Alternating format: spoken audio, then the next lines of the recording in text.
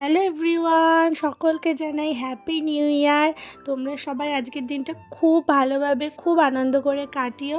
তো আমি সকাল সকাল বসে পড়েছি আজকে বিগ বস দেখতে।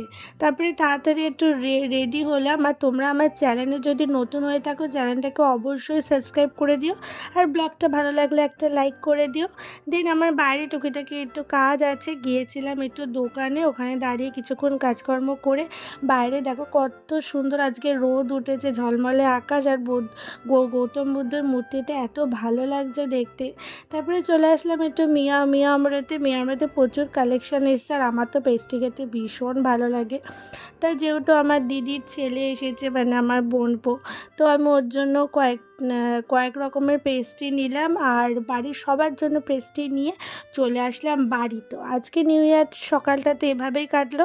দেখা হচ্ছে তোমাদের সাথে আবার নেক্সট ব্লগে। Tata bye, thanks for watching.